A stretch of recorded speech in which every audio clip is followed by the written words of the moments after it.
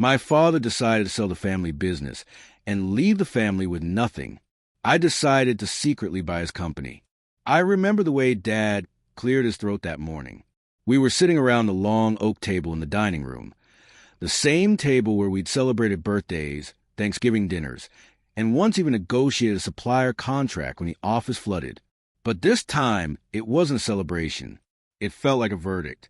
"I've made a decision," Dad said, folding his hands in front of him. "I'm selling Delgado and Sons Construction." Victor nearly choked on his coffee. "You're what?" Julia looked up from her phone, eyes narrowing. "You're joking." He shook his head. "I'm not. It's official. We signed preliminary agreements last week." The room fell silent. I didn't say anything, not yet. I kept my eyes on the coaster in front of me, tracing its circular pattern with my fingertip. "I built that company from the ground up," Dad continued, "back when I didn't have $2 to rub together and had to borrow tools from neighbors. Delgado and Sons became more than a business. It was our family's future. Then why sell it?" Victor asked, voice rising. "You always said you'd pass it on." Dad looked at him, not angry, just tired, because no one showed up to carry it. Victor scoffed. "That's not fair." "Isn't it?" Dad asked calmly. "You've been working in real estate for 6 years. Julia, you've made it clear construction bores you. You wanted marketing and design. And Natalie," he turned to me, pausing for a beat, "you've never expressed interest. You've always been quiet." It was true. I had stayed in the background, always observing, never pushing. While Victor argued with foremen and Julia brainstormed logos, I studied contracts, blueprints, and industry trends in my room, in silence. Victor stood, arms crossed. "So you're just giving up the family name to strangers?" Dad raised his hand. "I'm not giving it up. I'm selling it to a company that promised to retain our workers, preserve the Delgado name, and maintain operations. The deal is fair.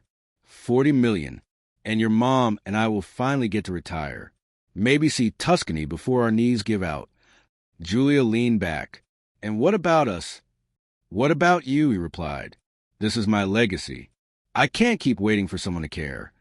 I watched Victor grind his teeth. His pride had always been louder than his contribution. Julia looked offended, but not surprised.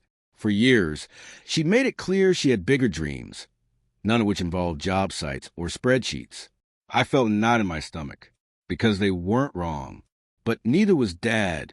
He sighed, reaching for his glasses. "It's a done deal. The buyer is a holding firm called Orion Capital Group. They specialize in acquisitions of construction firms in the Southwest.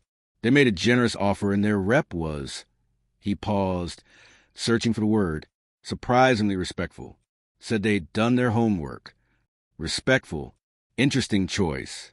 Julia scoffed. "This is insane." "It's happening," Dad said firmly. "Final contracts will be signed next week. The company will be in good hands. And I hope eventually you'll all understand."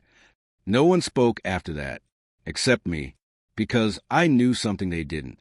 Something none of them, not even Dad, had pieced together, and when I finally decided to say it, well, that would be a very different family dinner. The rest of that dinner passed in low grumbles and silence. Victor and Julia left early, still fuming. Mom tried to smooth things over with a forced smile and a slice of pecan pie. Dad poured himself a glass of bourbon, sat on the porch, and stared into the fading light like he was watching his legacy disappear into the horizon. I stayed behind, because I wasn't ready to leave, and because I had something to say. The next morning, I asked Dad if we could talk, privately, just the two of us. He looked surprised, but nodded. We sat across from each other in the study, the heavy bookshelves behind him lined with dusty binders labeled 2001 projects, roofing vendors, and bid histories. He loved keeping paper records. It made him feel grounded. I took a deep breath.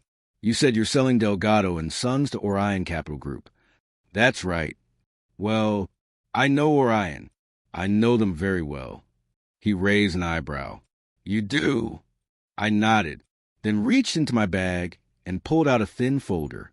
Inside, Incorporation documents, a recent board memo, and an ownership breakdown. His face changed as he flipped through them. Slowly, deliberately. Then, without looking up, "This says you're the CEO." "I am." He blinked.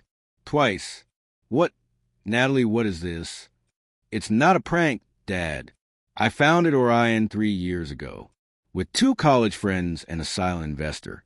We focus on buying small to mid-sized construction firms with long-standing reputations, but no succession plan." He stared at me, frozen. "We've acquired 7 companies in Arizona and New Mexico over the past 2 years. I've been watching Delgado and Sons from the outside, studying contracts, analyzing bids, tracking employee turnover." His mouth was still slightly open. You've been doing this?" I smiled softly. "Yeah. While everyone assumed I was just reading in my room or studying law, I was building something. Quietly, strategically. You always had to act, not talk." He leaned back slowly, the chair creaking. "But why not tell me?" I hesitated. "Because you never saw me that way. You saw Victor, loud, confident. Julia, stylish, sharp. I was the quiet one, the kid who color-coded her homework and got excited about spreadsheets." He chuckled under his breath. "That's true. I didn't want to ask you to hand it to me. I wanted to earn it.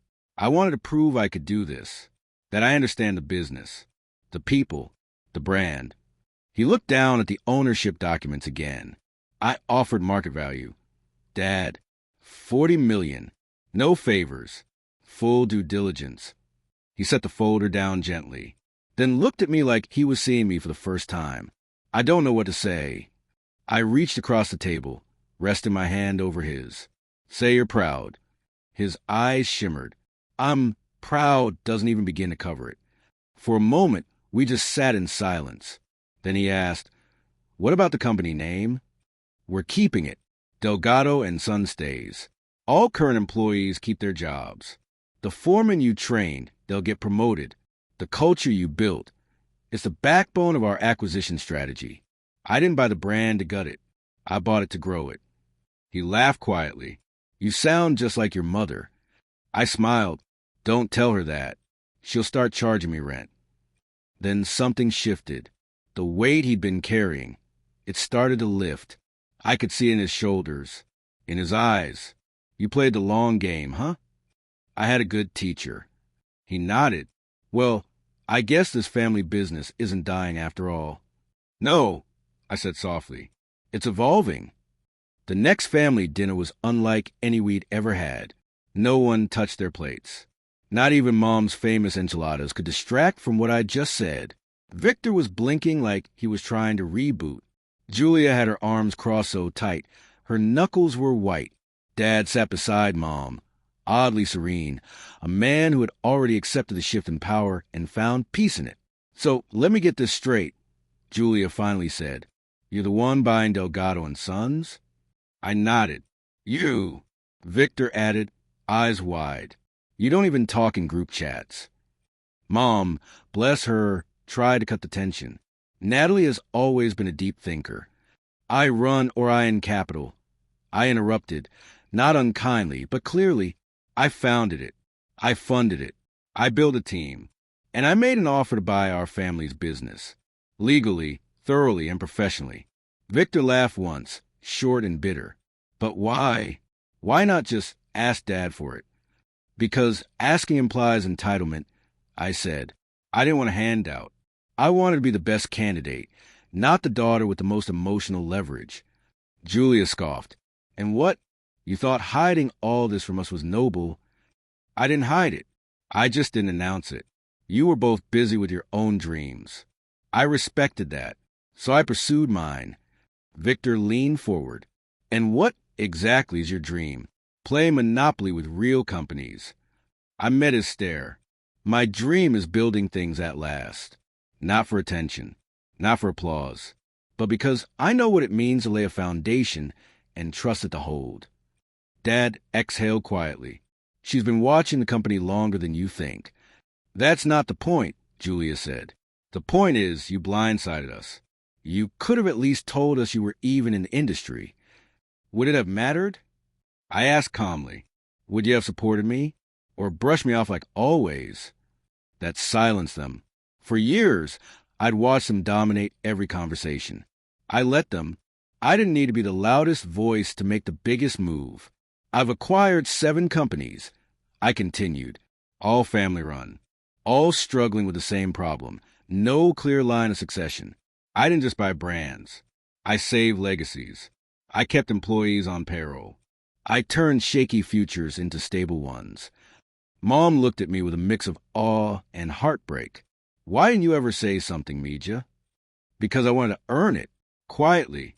Strategically. I didn't want anyone thinking I got here because of a last name. Victor rubbed his temples. So what now? You're our boss. No, I said. I'm your partner. If you want to be. I created space in the deal for you both. But only if you contribute. Julia tilted her head. Define contribute. You want design? Prove you can scale a residential branch with profit margins above industry average. Victor? You want operations? Show me you can coordinate a 3-site build under budget. This isn't family charity. It's business. And in this business, merit matters.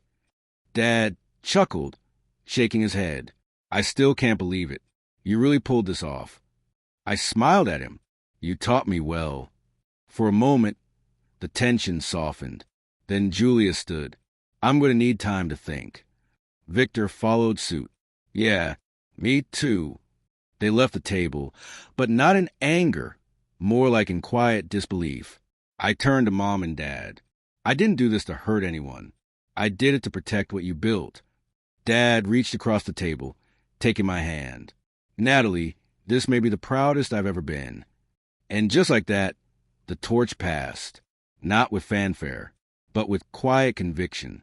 Dad's office looked different that morning. Same oak desk, same blueprints rolled up in the corner, but the air had shifted. This wasn't just a family space anymore. It was a boardroom, and we were about to sign the papers that would change everything. He sat at his desk with reading glasses low on his nose, flipping to the final draft of the purchase agreement. Mom brought in coffee, her usual smile a little tighter than usual.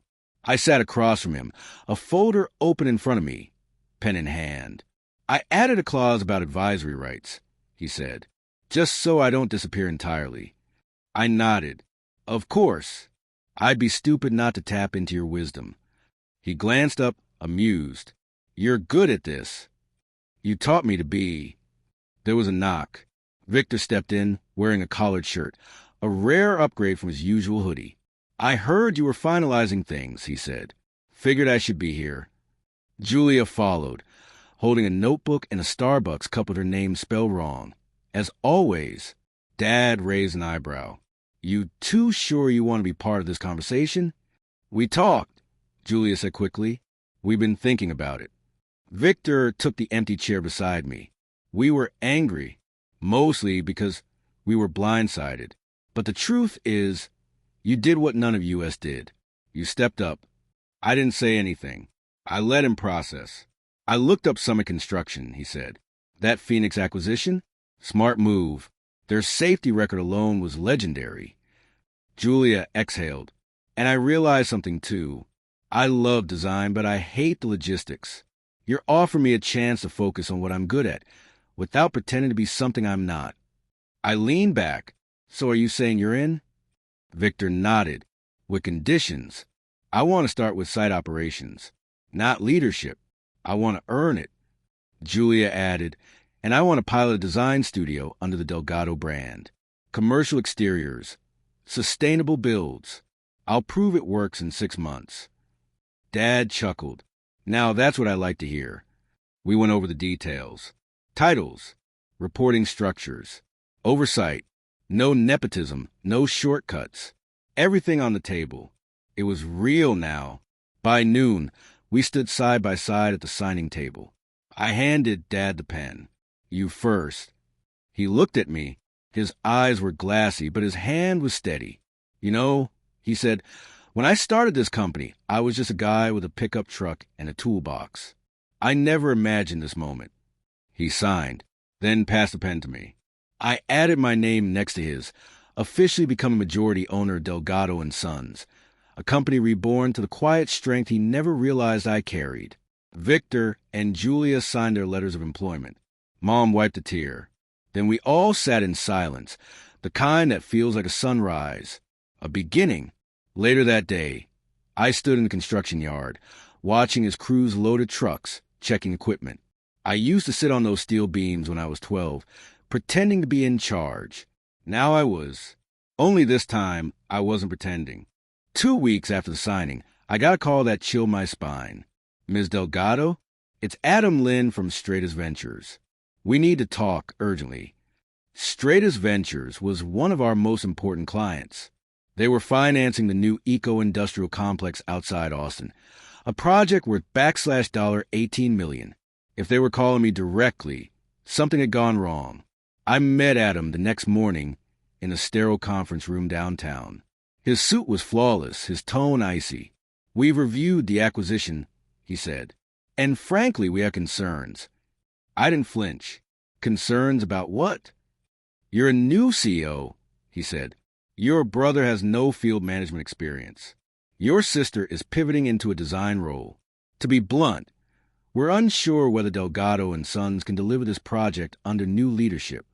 He slid a folder toward me. "We're considering pulling the contract, or at minimum, renegotiating terms." I opened the folder. Penalties, revised milestones, ridiculous clauses. "No," I said simply. Adam blinked. "Excuse me? You don't get to rewrite the deal because you're nervous. We've hit every deadline. Every inspection has passed. Your risk is based on assumptions, not facts." He leaned forward. "This isn't personal. It's business." "Exactly," I said. "And in business, we don't penalize competence based on surnames." His jaw tightened. "You're confident." "I'm qualified," I corrected. "And if you want proof, come visit the site tomorrow. Walk the ground. Talk to the foreman. See who's actually running things." He hesitated. I doubled down. "Or go ahead and pull the deal. But you'll explain to your board why you backed out of a stable project mid-phase and triggered a 6-figure delay on your books." Silence. Then a small, reluctant nod. "Tomorrow, 8 a.m. The next morning, I was at the site by 6:30. Hard hat boots. Clipboard, not for show. I'd done this before, just not with this much on the line. I greeted every crew chief by name. Checked the steel delivery schedule. Personally walked the foundation grid. When Adam arrived, I took him through the staging area like a tour guide who built the exhibit herself. "This is Manuel, our lead engineer. He's been with us 12 years. This is the solar panel mount prototype. We adjusted the angle for maximum winter efficiency. And here," I said, stopping by the prefab units, "is the future." He didn't speak for a while. Then finally, "You knew I was coming to test you. I hoped you were coming to learn." I replied. He looked around one last time. "Contract stands. No revisions." I nodded once. "Thank you." As he walked back to his car, I stayed where I was, surrounded by steel, sweat, and sunlight. This wasn't just a company. It was a structure, and I was the beam no one saw coming. It started with a lunch. That's what they told me. Anyway, Manuel, our lead engineer, had taken a meeting with representatives from Orion Development, one of the most aggressive players in the regional construction market. At first, I didn't panic. Engineers get offers, especially good ones. Especially when your company is suddenly on everyone's radar after a near cancellation that you salvaged. But then I saw the offer. $450, 000 a year. Full relocation. Signing bonus, asterisk, asterisk. And the kicker, a percentage stake in Orion's new green tech division. Manuel didn't hide it from me. He knocked on my office door after hours, hat in hand. "I wanted to show you first," he said. "Out of respect."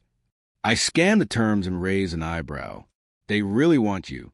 He nodded. "I'm not saying yes. Not yet.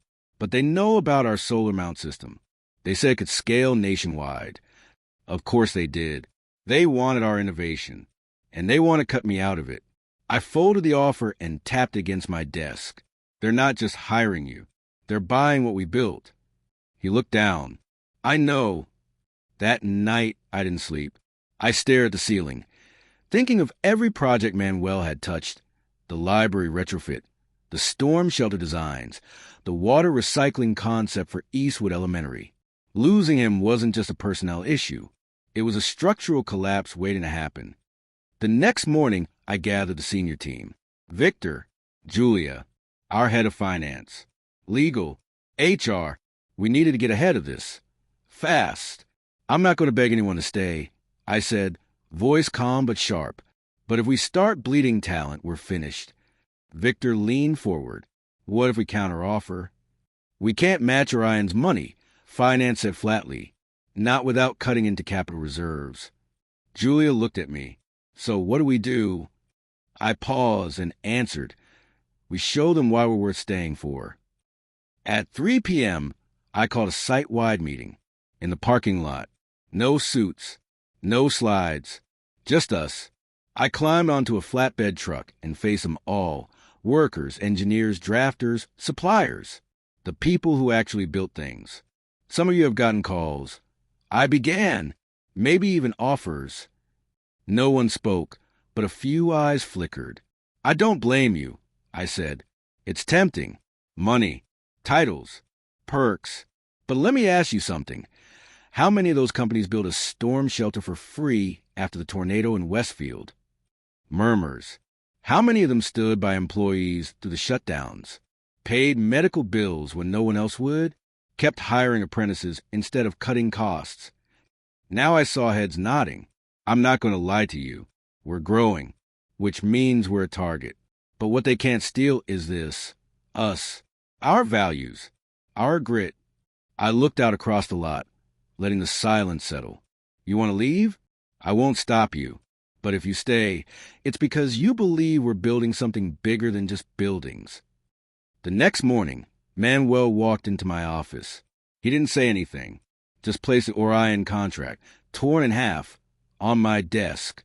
I built my career here, he said, not giving it away. I exhaled. Thank you. He smiled. Besides, they didn't offer good coffee. Later that week, I finalized a new program, profit sharing for senior engineers. It wouldn't make them millionaires overnight, but it showed them they mattered. We couldn't outbid the giants, but we could outlast them brick by brick. And I'd be damned if I let anyone hollow out the foundation I swore to protect. The sun hadn't even crested over the hill when I pulled into the new lot. It was empty for now, just flattened dirt, survey flags, and one rusting shipping container we used for storing tools. But in a few months, it would be Delgado Tech Campus, a hybrid center for sustainable construction, training, and our /&D. Not just a job site, a legacy. I stood there alone for a few minutes, hands in my pockets, boots already dusty. Then I heard tires crunch behind me. My father's truck. He stepped out in a pressed shirt, the same battered hard hat he wore the day he poured his first foundation. Couldn't sleep either? He asked. I smiled. Nope. He looked around the lot. Then at me. You did this. I swallowed. We did. No, he said gently. I built a company. You built this. He handed me a shovel. I held it for a second, feeling the weight. Symbolic, maybe, but real. An hour later, the full team arrived. Engineers, city reps, our family, reporters. Even Victor brought donuts, though no one had time to eat them. I stepped up to the mic we'd placed near the edge of the lot. The company logo flapped on a banner behind me. I'm not going to give a long speech. I began, but I will say this. Every steel beam, every brick, every solar tile we lay here, it's a promise. I let my gaze sweep the crowd. A promise to build with purpose, to innovate with heart, and to never forget where we came from. Applause. My father took a seat beside my mother. Manuel stood near the blueprints, already scribbling adjustments. Julia was laughing with the interns. And me? I picked up the shovel, stepped into the dirt, and broke ground. That night, we held a small dinner at my house. Nothing fancy, just family and close team members. At the end of the meal, My father tapped his glass and stood. "There's something I didn't tell you all before," he said. "Something about the day I almost sold Delgado and Sons." Everyone went quiet. "I got a second offer that morning," he continued, "from a different buyer. A better price, too. But I turned it down before even telling anyone." "Why?" asked Julia. He looked at me. "Because Carmen—" "Sorry, Natalie," he said with a grin, "already made her offer.